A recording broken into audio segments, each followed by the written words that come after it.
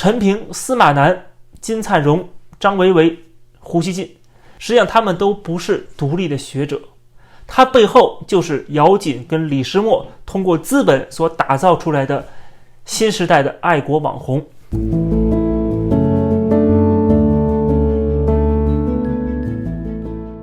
大家好，欢迎收看这期的公子视频。之前我们讲过一个事儿，就是中国知名的五毛写手周小平的老婆歌手王芳，在访问乌克兰的时候，她在顿涅茨克的一个歌剧院高唱苏联红歌卡秋莎，结果引发了广泛的批评。当时环球时报的前总编辑胡锡进，他也站出来说王芳的这个行为不代表国家。然后这个周小平就跳出来护妻，讽刺胡锡进是一个过气的网红，而且还配了一张长相像胡锡进的狗的样子。海外的我们看了一场狗咬狗的热闹，但问题是他们之间为什么要互相撕咬呢？他们不都是共产党养的狗吗？不都是为这个专制政权洗地的大内宣大外宣吗？实际上我们要明白，他们这么做当然都出自于利益，而不是所谓的爱国。而这个利益之间，他们其实是有竞争关系的。首先，周小平是一个党国红人他在2014年就参加了全国文艺座谈会，而且还受到习近平的嘉奖。他当选政协委员之后，还提出了一系列的建议，像什么设立意识形态管理局、列台独的黑名单、禁止中国游客赴日本旅行等等等等。他是中国年轻一代五毛网红的代表人物，而他妻子王芳跑到乌克兰去舔俄，这个行为也是符合他们的立场。网上有人爆料说，这一次王芳的乌克兰之行是他们背后的大佬组织的，而这个大佬叫做姚锦。很多人不知道姚锦是谁，我们这期节目就来聊一聊这些五毛大 V 们，以爱国为噱头的这些爱国博主们，他们背后的资本运作和幕后老板。姚锦是其中一位，他所掌控的五毛大 V 可不止周小平和王芳这两个人。实际上中国的这些五毛自媒体们，他们背后是有两个资本集团的，分别属于两股派系和势力。一个是以李石墨为幕后老板的观察者网旗下网红，其中代表人物是张维为、胡锡进、陈平。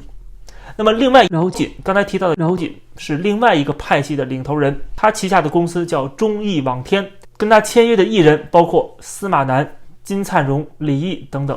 他们的套路就是拼命的为政府涂脂抹粉，带节奏带风向。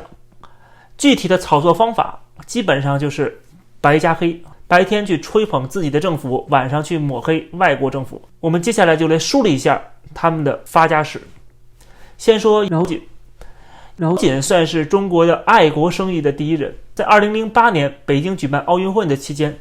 当时中国人的爱国热情被点燃，再加上中国4万亿刺激经济，西藏问题的爆发，就中国年轻人的这个民族主义情绪被完全点燃当时不是有反藏独护圣火，对吧？揭露西方媒体造假之类的，大家都参与到这场运动当中来，不仅能够获得民族自豪感，而且还能够站在道德高地去反对西方帝国主义亡我之心不死。而那个时候姚锦他不仅仅看到了中国年轻人的这种爱国热情，他还找到了商机。他组织了新爱国主义运动组织，简称4月青年，还创办了一家 anti-CNN， 就是反 CNN 的网站。他们的口号就是向抹黑中国的西方媒体宣战，发表中国人的声音，力求为中国争夺话语权。其实全世界也没有人看这个网站，只有中国人自己跟自己自嗨，它只是一个对中国人自己的心理按摩而已。所以说当那股劲儿过去之后，大家都开始觉得你这是愤青的表现不符合现在我们融入世界改革开放的这样的一个大好的方向。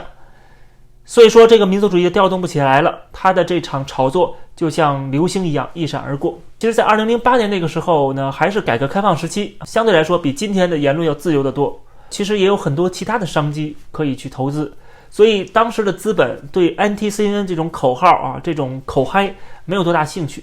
那同样的那些年轻人呢，他们其实也对这种爱国主义，就是这种虚无的发泄情感越来越没有兴趣。他们毕竟考虑的是怎么过上好的生活，能够富裕起来，开上好车，住上豪宅，发家致富，这才是他们想象。他们大多数人还是希望能够让中国成为一个公民社会，不断的进行改良，更贴近西方的自由民主。所以说 NTCN 的这场活动就告吹了。那出师不利的姚锦在2010年，他的公司已经面临着严重的资金短缺，而在这个时候他遇到了一个贵人，就是李世默。他向李世默提到了自己爱国商业计划，核心就是批判西方，而且他另外一边就是不停地强调中国的优点，激发网民的爱国情绪，这样的话可以获得流量和粉丝。李世默生于1969年的北京，他大学的时候赴美留学，毕业于加州伯克利分校，后来获得斯坦福大学的硕士学位，最终回国攻读了复旦大学的博士学位。他在加州投资了房地产，而且还取得了香港籍和美国国籍身份，想必他的出身也是不一般的。回到中国的李世默开创了一家公司叫成维资本，他的初始资金就达到6000万美元，而且资金主要来自美国的投资者，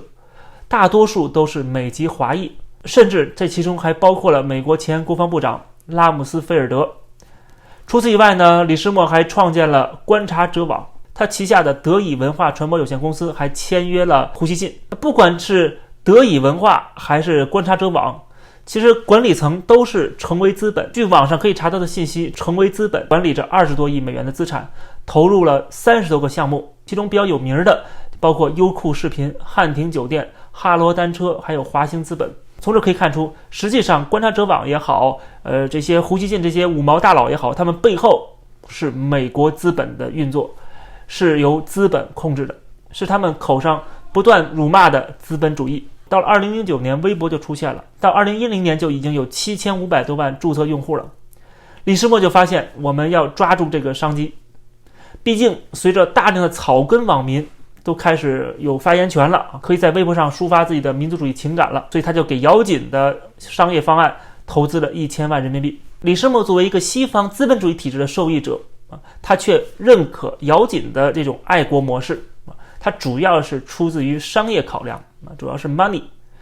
什么爱国情怀呀，什么民族主义啊，这都是包装，都是他赚钱的财富密码而已。得到李世默投资，姚锦兴高采烈的就把 NTCN 这个网站改名叫4月网。他打出的口号不再是反击西方媒体的不实报道了，而是要打造所谓中国认同。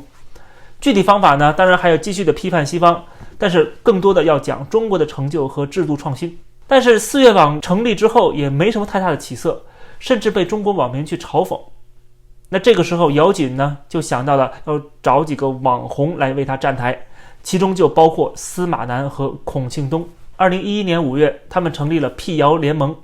目的就是一旦发现任何违背他们利益的评论，他们就动员4月网上的这些论坛上的青年去集体留言抵制，也就是最早的中国水军。当有员工提到转型的时候觉得中国认同并不能够说只是为政府说好话，不要回避现在社会上的一些讨论的问题。但是姚锦不同意，他坚守的原来的理念，拒绝改变，以至于4月网一直都没有什么太大的起色。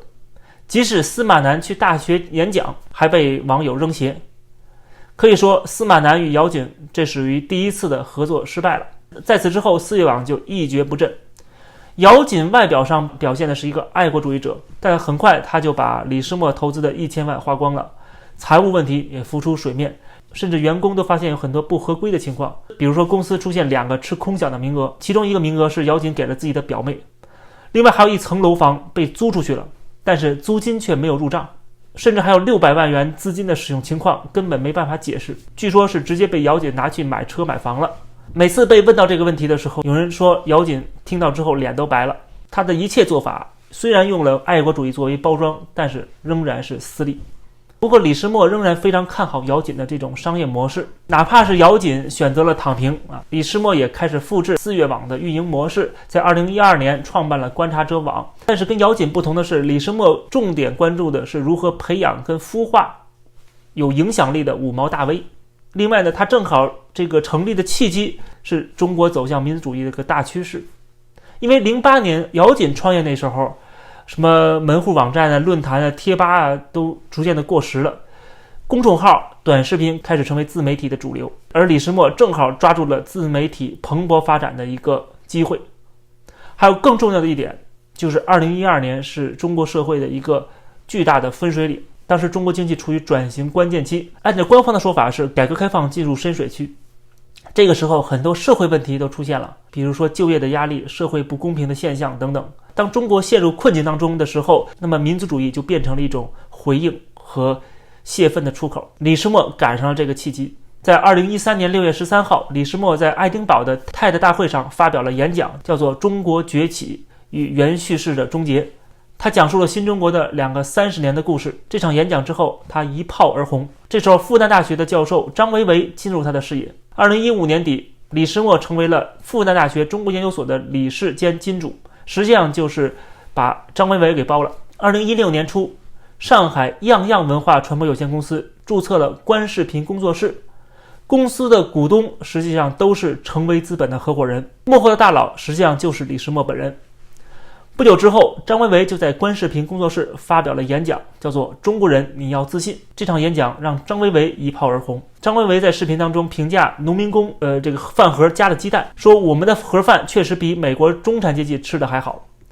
整个视频的逻辑非常混乱，但是语气狂妄，虽然散发着无知的气味，但是也受到了不少爱国主义粉红的称赞。李世默他第一步棋下得非常正确，他跟张维为的合作天衣无缝。2018年，川普发动了贸易战，触发了中国民族主义的进一步发展。2018年4月12号，李世默又收下了一员大将，就是胡锡进。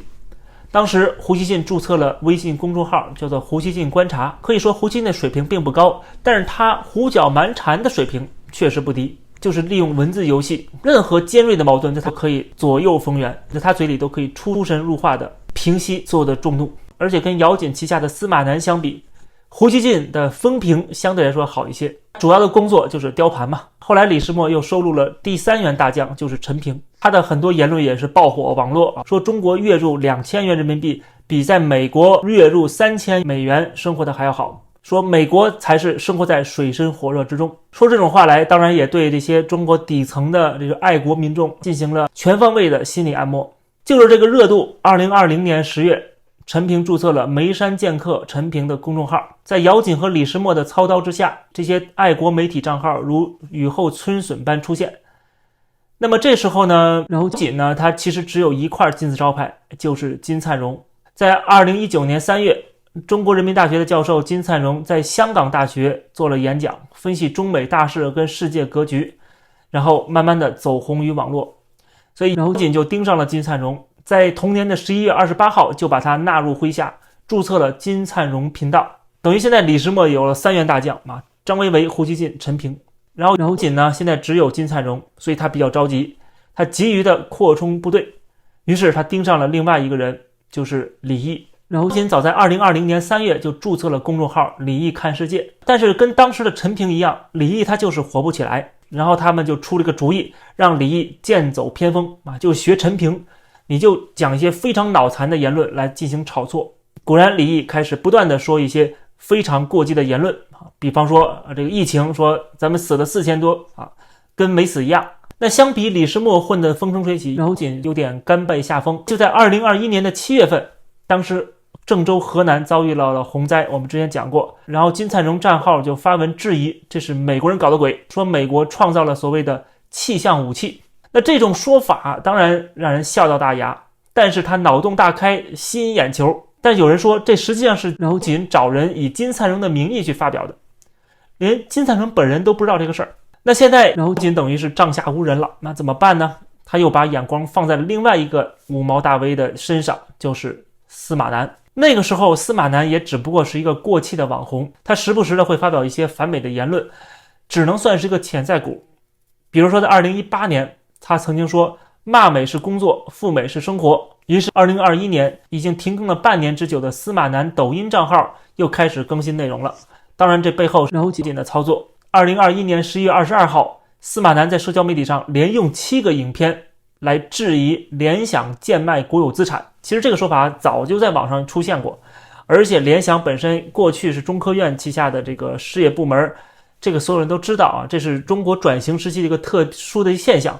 但是司马南这么一说，立刻涨粉500万，微博涨粉150万，B 站涨粉100万。司马南也成为了饶锦阵营当中的一个扛把子，成为他旗下所有人里边最有影响力的一个。那总的来说呢，可以看到就是这些正能量的大 V 们，他们基本上做的都是爱国生意，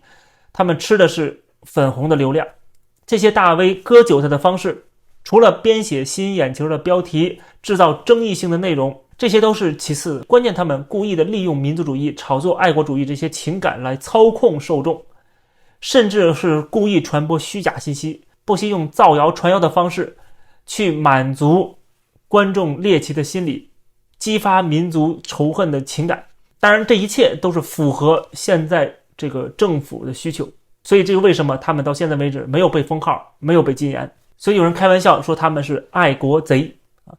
不是卖国贼，是爱国贼。他们天天的反西方、反日、反美，但实际上比如说陈平的家人他就住在美国，司马南就在美国加州拥有房产，还有金灿荣的儿子儿媳都是在美国留学，甚至张维为也是从瑞士毕业的，甚至胡锡进在2019年还在微博上不小心讲出了心里话，说希望自己能够出生在美国，从一开始就是美国人。其实他们并不是真正的有多么爱国啊怎么样，他们表现出来的只是为了割韭菜，实际上他们都是为了自己私利，去为共产党政权带风向带节奏，去迎合这样的一个政治需求，以此获利。他们获利之后就是为了享受西方资本主义的现代文明，可以周游世界，坐头等舱，住5星级酒店，但是他们却表现出一副我是为民请命，我是关心中国底层人民的福利，我是关心中国的发展。而他们之间呢又出现了竞争关系，比如说这次胡锡进跟周小平之间的对垒，虽然他们是属于2个大佬的，不是一个团队，不是一个派系的，但是他们也不是那种老死不相往来的这种竞争关系啊，毕竟他们两方上边都有一个同样的主子，所以他们在竞争关系同时，他们还是要保持同一阵营。比如李毅说出过这个疫情论的这个反人类言论的时候，还有女生向警方报案被饶锦强奸，像张维为、陈平、胡锡进、金灿荣这些人都集体沉默，他们不愿意去站出来。为什么？因为他们都是同一阵营。李石墨跟饶锦实际上他们仍然是惺惺相惜的合作关系，没有到你死我活的程度，反而是用自己的方式来效忠双方共同的主子。但实际上他们只不过是这个政权利用的对象，或者说就是共产党当权者的夜壶，需要的时候把他们放出来吼2声，不需要的时候就把他们嘴堵上，甚至在紧急关头没准还会拿他们开刀祭旗，把他们当作替罪羊。我相信他们没有一个人能够逃脱这样的命运。好，感谢收看这期的公子视频，欢迎大家点击订阅这个频道，也欢迎大家加入会员来支持我。我们下期节目再见。